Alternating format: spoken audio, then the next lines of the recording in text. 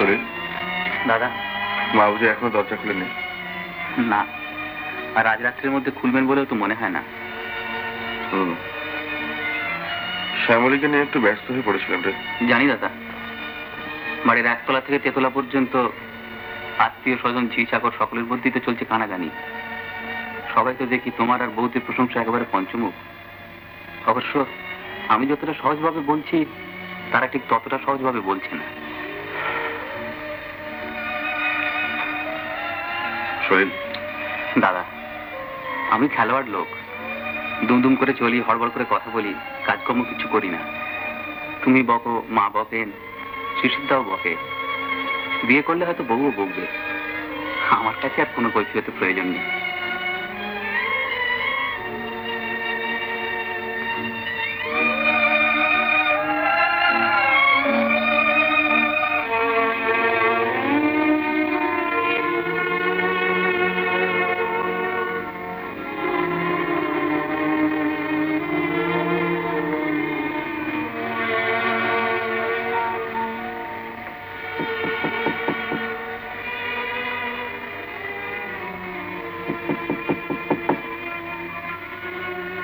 মা,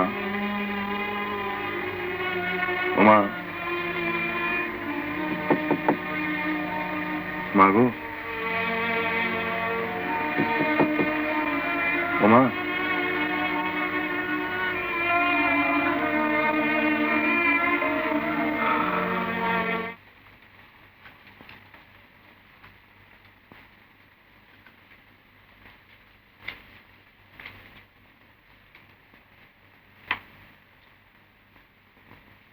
বস।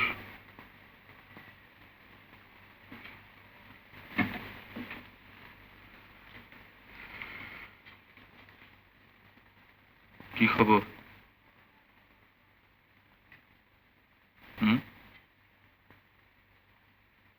অনিল, তোর মতলবটা কি বলতো? মতলব কিছুই না, এই বইটা একটু পড়লেই বুঝতে পারবি। তুই তাহলে পিআরএস পড়াটা ছেড়ে দিলি? ছেড়ে দিয়েছি এই কথা বলে নিত। তাহলে এগুলো কি? এগুলো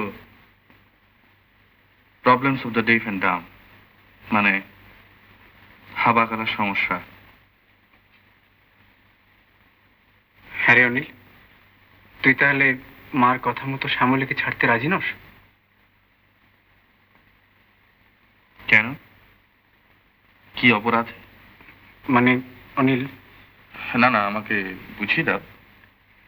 দেখ অনিল, মানে তোর মতো একটা ছেলে আর ওর মতো একটা মেয়ে, তোর স্ত্রী, মানে একটা একটা একটা হাবা কালা, তাই না? কিন্তু দেখ শিশির, তারও মন আছে, আত্মা আছে, আরো 10 জনের মতো।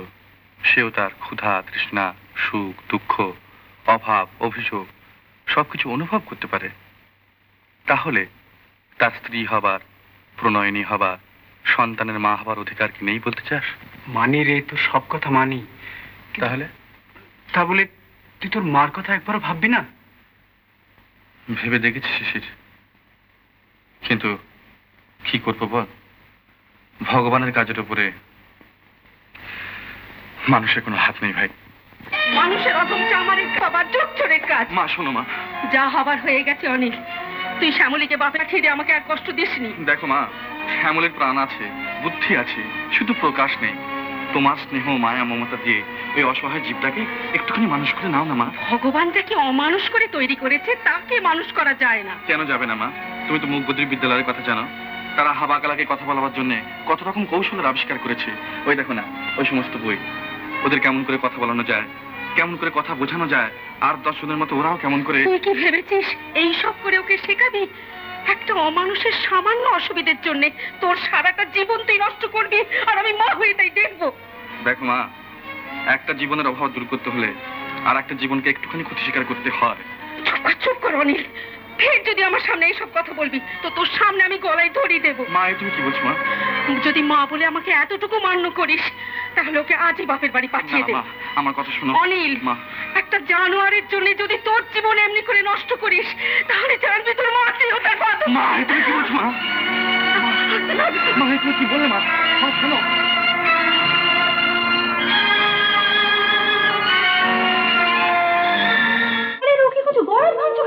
না না না না, তুমি আমার বাড়িতে এসে উপোস করে থাকবে তাই কখনো হয় নাকি? আরে খুব হবে, অনেক তেল রং গেছে, কি ফার্স্ট ক্লাস জ্বলবে তোমার ধারণাই নেই। রান্না হয় আমি বলছি হবে, এর আগে আমি কতবার রান্না হ্যাঁ? না এত তো হবে না, আমার একার ভাত রান্না করতে 4টে করাত লেগেছিল, তোমার আমার ভাত রান্না করতে তো কমসে কম 8টা করাত লাগা হচ্ছে। হ্যাঁ না এই তুমি আসার পর আমার সব হিসেবে কিরকম গোলমাল হয়ে যাচ্ছে। এইসব না ইয়ে মিষ্টি খাবে? মিষ্টি তুই বুঝি এখন আনতে যাবি? এই যে মোদক মশাই, মোদক মশাই? এই বাজারে গিয়েছিলাম ফুল কিনতে, মোদক মশাই ডেকে বললেন যে কি ব্যাপার বন্ধু, এত ওই ফুল টুল কেন? আমি বললাম যে আজকে আমাদের ওই ফুলসজ্জের অকাল বোধন আছে, তাই। ছি ছি ছি, কি লজ্জা! তুমি বাজারে মিষ্টি আনার সাথে এইসব কথা বলছো? দাদি তো বললে তাহলে বৌমার জন্য শাড়ি নিয়ে যাও, মিষ্টি নিয়ে যাও, বৌমাকে এই শাড়িটা রাত্রিবেলা পরতে বলো, আর দুজনে বসে মিষ্টি খেতে খেতে খুব গল্প ব্যথা করো, মানে ফুলসজ্জার এইসব নিয়ম কিনা। না এক দুই। দোকানে শাড়ি কেন? এই দেখো, আগে একা ছিলাম, সব জিনিস একটা করে আসতো, এখন তুমি আসার পর থেকে সব জিনিস দুটো করে আসছে। দুটো থালা, দুটো গটি, দুটো বাটি, দুটো গ্লাস, দুটো শাড়ি, দুটো মালা, আবার দেখো ফুল করে 2 চাঙাড়ি মিষ্টি চলে গেলো। 2 চাঙাড়ি মিষ্টি নিয়ে ভালোই করেছে, ভাতের ঝঞ্ঝাটা মিটলো। হ্যাঁ ঠিক বলেছো। হ্যাঁ না খাও খাও না খাও, এটা আমাদের নাও না।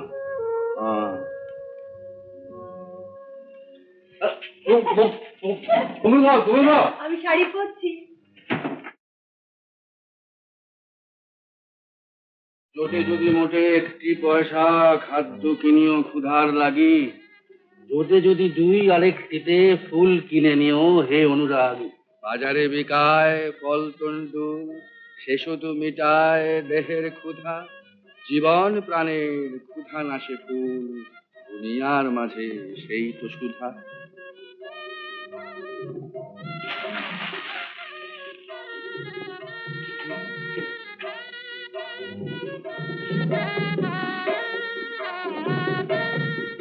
এই শোভনা তোমার কি দারুণ দেখাচ্ছে, হ্যাঁ দারুণ দেখাচ্ছে। আরে তাকে দিতে হবে না, কি সুন্দর লাগছে, দেখো কি সুন্দর লাগছে, দেখো। তুমি একটু পরো না। আমি শাড়ি দেবো কি? আজকে দিনে নতুন কিছু পরতে হয়েছে। আচ্ছা ঠিক আছে, আমি একটু গায়ে ঠিকই নিচ্ছি।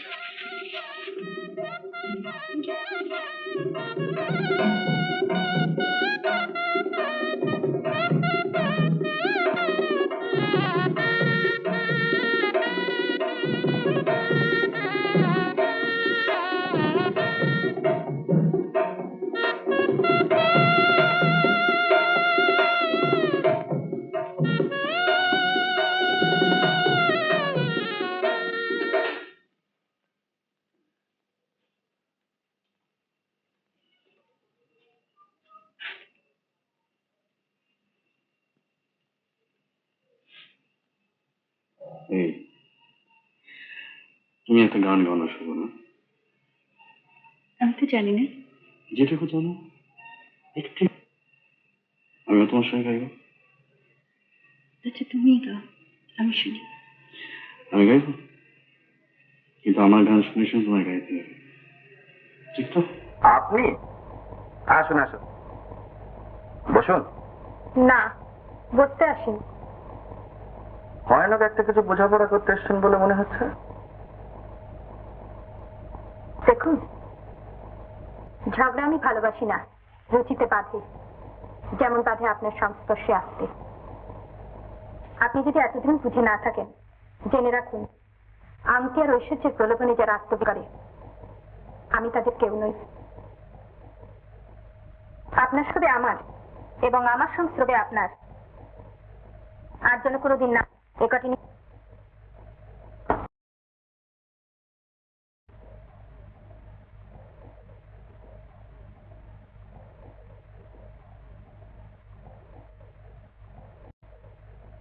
আমার একটা কথার জবাব দিন তো, সেদিন আপনাদের থেকে ষড়যন্ত্রটা ধরে না ফেললে এই চেকটা কি আমার কাছে ফেরত আসতো? না, তবে আপনার মতো ঐশ্বর্য সম্পন্ন ভদ্রলোকের এই মোহকে কেমন করে বিদ্রুপ করে যেতে হয় একদিন চোখে আঙুল দিয়ে দেখিয়ে দিতুম হয়তো। আর আংটিটা, ওটা যে এতদিন পরে ফেরত দিতে হলেন? বিক্রি করে মোটা টাকা পাবো এই ইচ্ছেই হয়তো ছিল। কাউকে ডাকুন, আমাকে পথ দেখিয়ে দেবে। ছাত্র জীবন থেকে চরিত্র আমার দাগ পড়েছে। পয়সার জোরে নারী আমার কাছে খেলার পুতুল মাত্র। তাদের আমি আংটি পরাই, সস্তা আকর্ষণের মোহে 3000 টাকা দিয়ে আমি তাদের হাতে আঁকা ছবি কিনি। তুমি জানো এই সময় বাড়িতে আমি একা থাকি, তা সত্ত্বেও এই রাত্রিবেলা একা আমার ঘরে আসতে তোমার ভয় করলো না? যে যদি সারা রাত তোমাকে এখানে ধরে রেখে দিই? বাবু, যত দূর এগিয়েছেন তার দাম মেটাতে আপনাকে খুঁজে পাওয়া যাবে না। ছাড়ুন। ভয় দেখাবার চেষ্টা করো না শকুন্তলা। আমি যা জিজ্ঞাসা করছি তার জবাব দাও। আমার সম্বন্ধে এত কথা শোনার পরেও রাত্রিবেলা একা আমার ঘরে ঢুকবার আগে তোমার ভয় পাওয়া উচিত ছিল, কিন্তু পাওনি কেন? মানুষ যদি আমি এতই খারাপ, তুমি এ ভরসা পেলে কোত্থেকে? আজ আমি কিছুতেই ভয় পাই না শকুন্তলা, বরং যা জিজ্ঞাসা করছি তার যদি সঠিক জবাব দাও তাহলে কথা দিচ্ছি আর কোনোদিন তোমাকে বিরক্ত করবো না। বেশ, ছাড়ুন।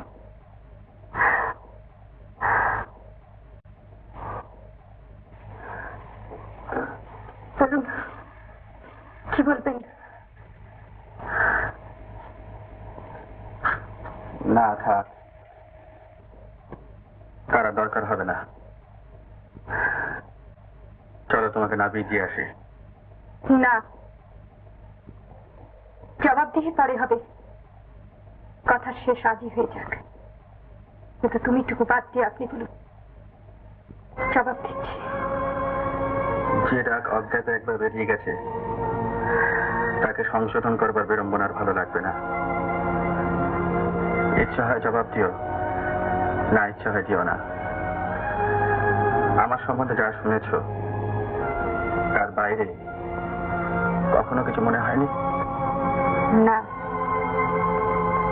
যা শুনেছ তাই বিশ্বাস হয়েছে?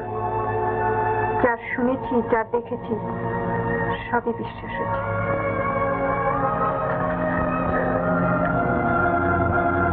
আর আমি যদি বলি ছাত্র জীবনের শেষ শাস্তি আমার কলঙ্কের ছাপ নয়, তোমাদের নারী জাতির সে একটা বিশেষ রূপ,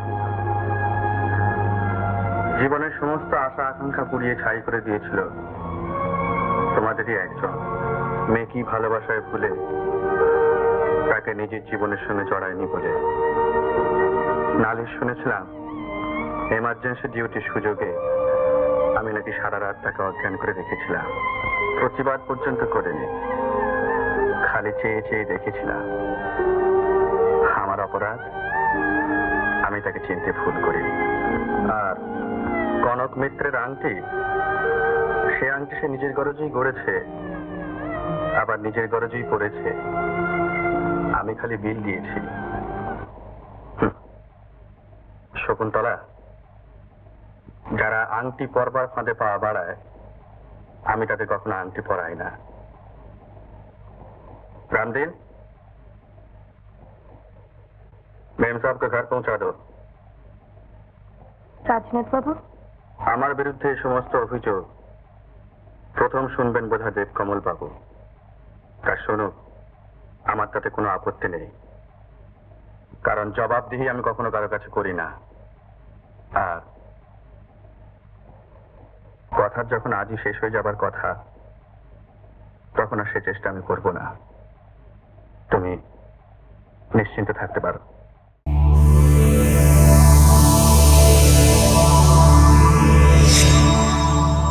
উত্তম কুমারের সেরা সিনেমা দেখতে হলে ডাউনলোড করুন ক্লিক অ্যাপ।